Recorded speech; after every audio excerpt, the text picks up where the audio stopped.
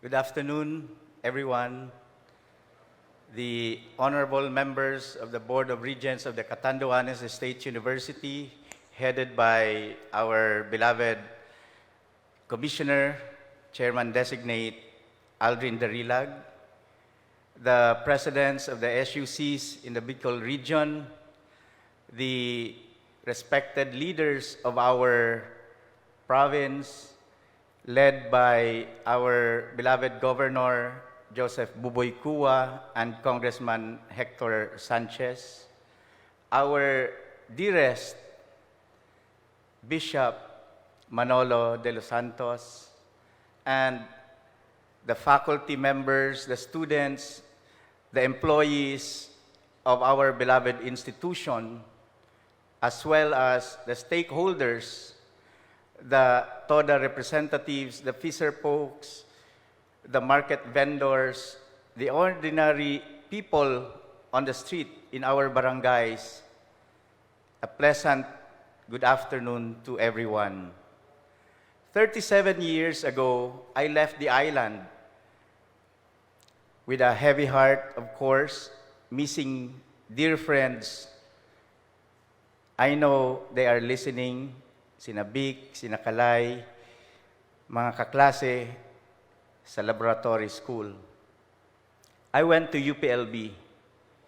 I was admitted in the BS Applied Mathematics program. And there, we did not have to start from Math 1 and Math 2. I had to take on, in the first year, Math 36 and Math 37, and you can just imagine the rigors of that. And along the way, I had to enroll in Fortran, Pascal, and COBOL, computer languages that at that time were being studied at the University of the Philippines. We had to deal with this monstrous mainframe server that had to contain all the data that we were studying. It was an exercise that was worth it. And of course, being in the IT industry, I would work with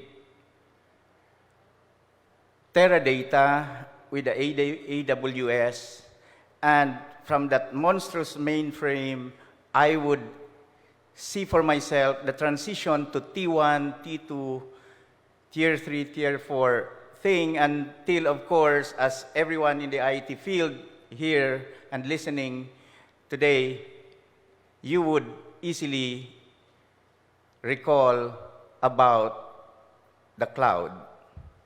As they say, everything now is with the cloud.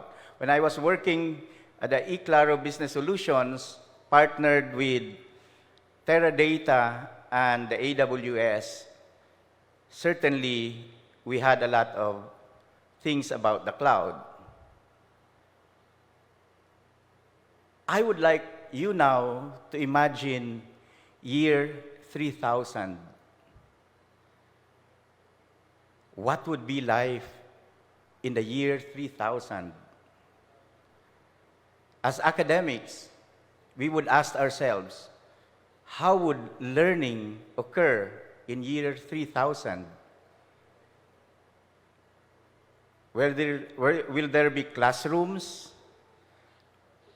Will there even be campuses? And the answers would be boggling our minds. Futurists would say that by year 2050, our 7.8 billion people on Earth would be around 9.1 or 11 billion. So if you raise the trajectory, by year 3000, we would be around 20 billion people in the planet. A third of that would be coming from Asia, as we are seemingly the largest among all the sectors in the world. But with that number barring the circumstance of another COVID pandemic or a fateful disaster of an asteroid falling into the earth, or maybe suffering from man-made or climate change consequences, maybe we would really be at 20 billion by year 3000. And by the sheer number alone, the consumption of energy would be great enough for us to actually make use of the emitted energy of the sun, use it through solar power, and support our requirements as a group of people. Now, some would say, and I know there are politicians around, how would the government by that time be governed? And in my readings, they say that there would be a UN parliamentary authority, the UNPA, is supposedly to evolve. And earlier, when we were in church, Bishop Manolo actually shared with us about global humanism. I was excited with that sharing by our beloved bishop. At that time, I was really just thinking about what to say here in front of you.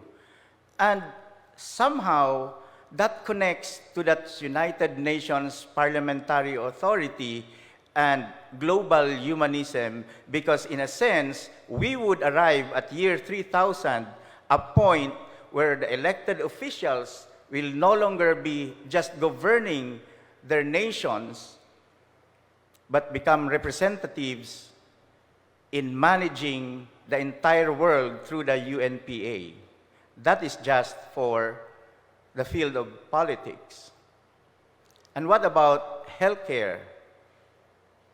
They say that by that time, the human life expectancy, and I guess you will love this, would be at around 120 years. Some would even say in my readings that it should be around 400 years. And why so? Because by that time, smart hospitals will have doctors and nurses serving the patients with diagnostic algorithms and assisted by fine-tuned robot capable of doing surgeries. And there is actually a reserve, just like when you buy car accessories, human body spare parts. And even as you are born, when you are conceived inside your mother's womb, science would allow you, or would allow people to detect the potential defects of a human baby and be able to correct as early as then, so that when you are born, you are more or less healthy and have avoided certain defects or even some diseases that would not have been prevented have you been born 1,000 years before year 3000. That is in the field of health sciences. I know Carmel Bonifacio, our tourism officer, is here, and maybe in her mind she's thinking, Press, what about tourism?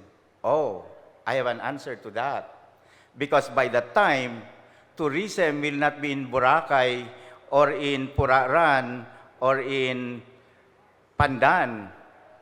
Yes, you got it right. Maybe first, there will be a hotel out there in space. And the travel would be to Mars, to the moon, somewhere else. And this has already been started. And you know about the research of Tesla, SpaceX, and Elon Musk. That is in the field of tourism.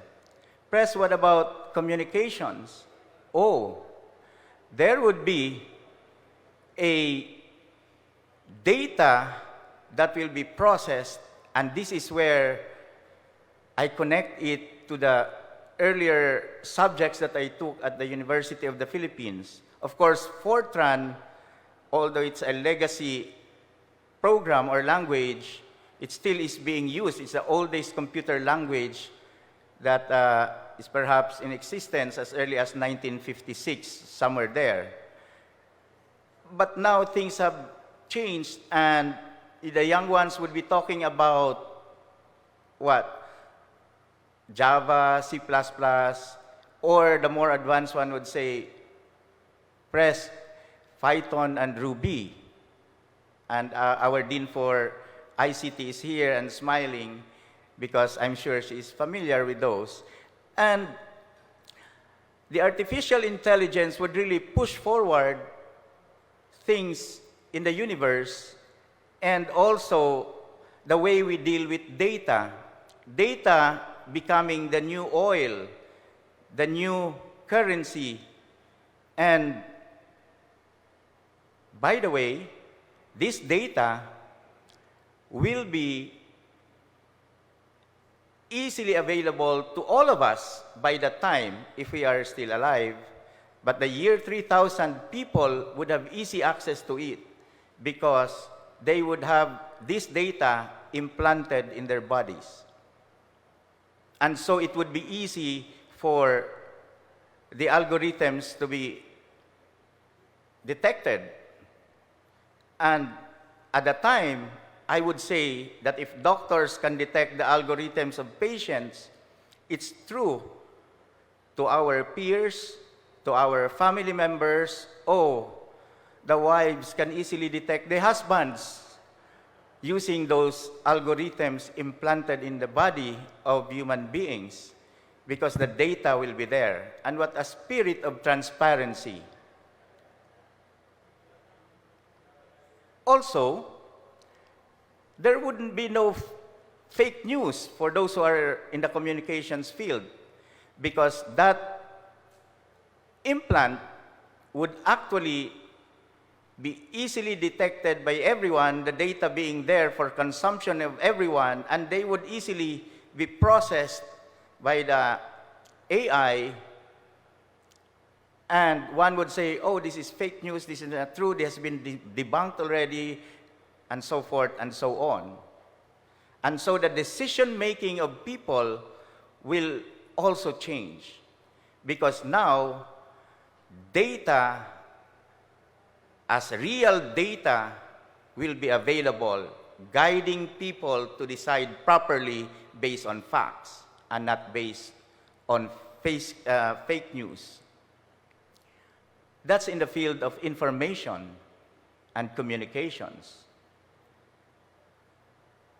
And we can have a lot of permutations about all these changes, all these awesome things happening by year 3000. But what does it say about these possibilities? At the first hand, we might be thinking it may not really be possible. And yes, last night I was telling myself, maybe all these things that I've been reading are not real, are not something that might happen in this world, because these are just trajectories, possibilities. But then, last night, I had to think deeper, and I tried to look around. And then I thought, oh yeah, I have this batchmate at the University of the Philippines, and his name is Dr. Apollo Arquisa. Perhaps some of you might have read about him. His PhD is on advanced life support for human space exploration. And this study of his actually supports those who are in the outer space, especially in terms of food, which, according to futurists, would just be in side appeal that if you take, you would not feel hungry, but at the same time be able to support all the requirements of your body. And they do that when you are in outer space and as astronauts do. And then I said, but that's just scientist Apollo Archisa is only one. And then I read about another thing that my friend from UP, he's a scientist too, Glenn Gregorio, he is the head of SHIRCA, and he's a rice scientist appointed by the United Nations in relation to food security. And I said, oh, he posted just, I think, last night or 2 nights ago, something about an exciting thing being offered by SHIRCA, and he discussed it with no less than DepEd Secretary Liling Briones. And the discussion was about how smart agriculture can be taught to elementary grade students. And the discussion, the offering is making available information, things that elementary students can appreciate to really advance their knowledge about food production and food security. And mind you, it will not be the usual library that will be accessed in SHIRCA. What they are offering are high-tech systems that would allow elementary students to do design thinking. And I said, wow,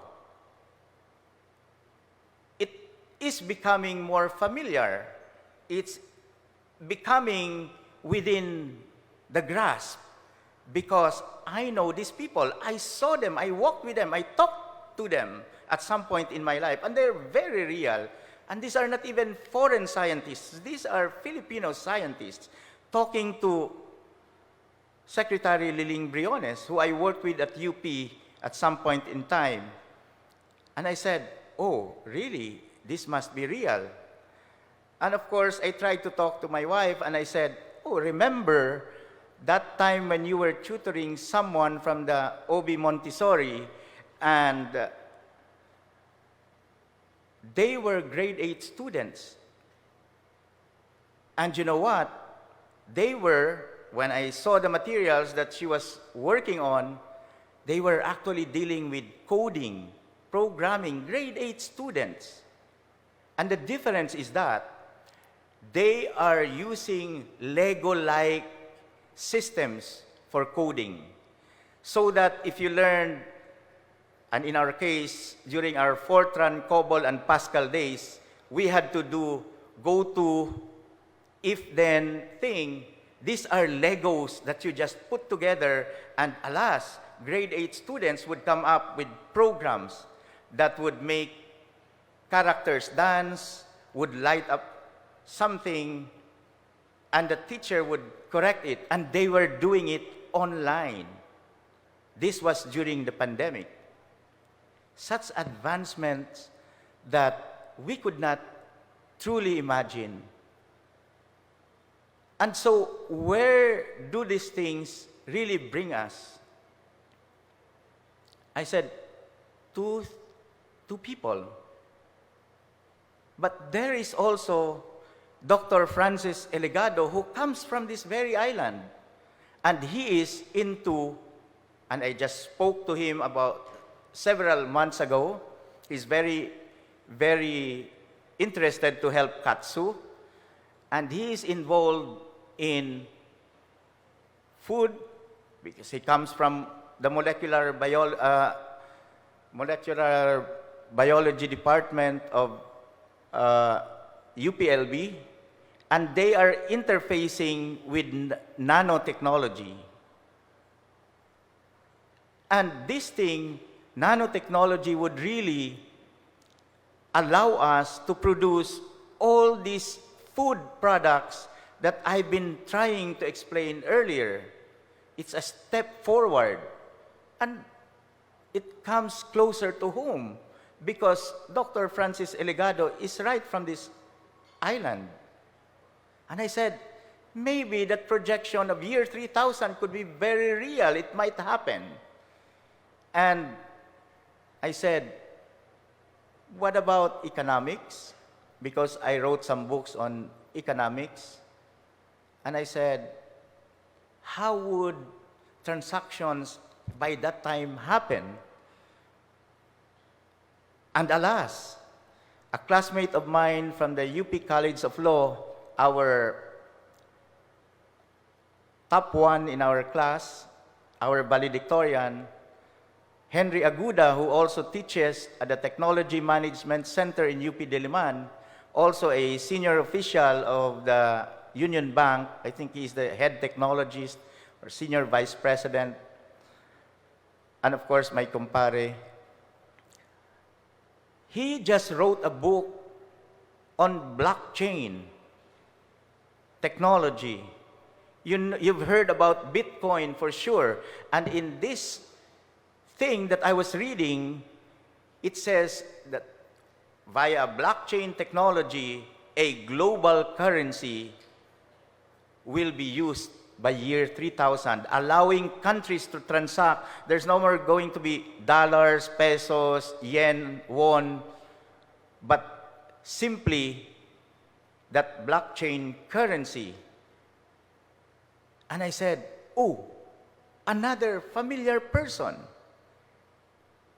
And every time I tell myself that maybe all these trajectories, all these,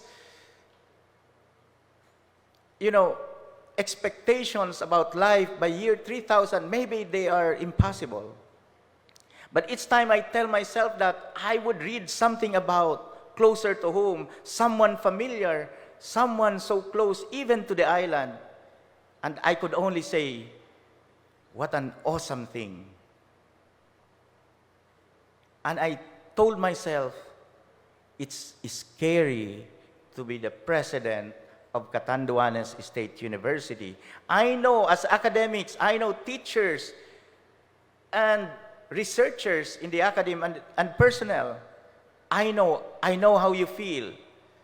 It's really scary because in this university, we will be teaching students who in the end will come out of the university and will say, I didn't learn this from Katsu. I didn't learn this from the university. Things that they will face in reality, in the real world, are things that they will never learn in the academe. And so that's why the challenge really for us in the academe is not to tell students the what's. Because as I said earlier, those implants will already provide the data that will already allow them to have those information within them. It's given. Even the formulas, they are given.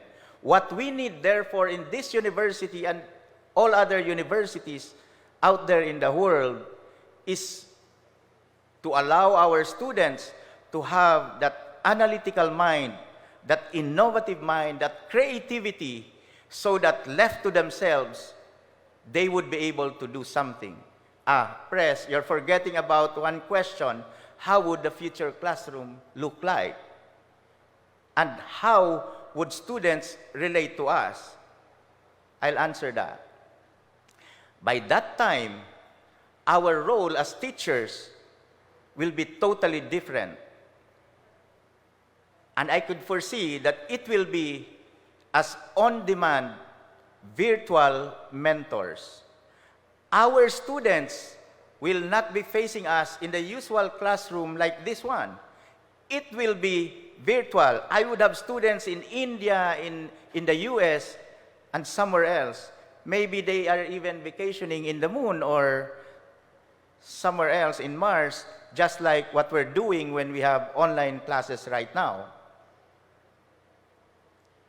And maybe students would ask, Press, and I see our student regent smiling, Press, how would we be given grades? Oh, there will be no grading system by the time. It will be problem-based learning. It will be no more like you are being taught these steps and you will have to be graded and evaluated. No, it's not gonna be like that. Because in that life, they will be doing things practically, and in most cases, if you look at them from the outside, you, in our lifetime today, would suspect that they are just playing ML because they're doing this and doing this, but they are actually doing virtual problems that they are trying to solve. And just like what they're doing in Finland, the best education system perhaps in the world, they don't grade students there now. They don't have competitions. What is important is the learning. And the entire process, the entire academe is therefore being brought down, destroyed, repudiated, and now translated into something different totally from what we understand. And we say in the academe, into the unknown. You, our dear faculty members, our dear researchers, our fellow Katandunganons and fellow human beings, we will be going into a journey which is totally unknown to us. Just like 1,000 years ago, people did not know what to expect about our lifestyle today. Holding a cell phone, it was not like that years back. Having a watch that can do a lot of things, it was not like that before. Do I have the answers? I don't.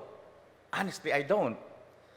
I may be president of Catanduanes State University, but my dear faculty members, I am just like you.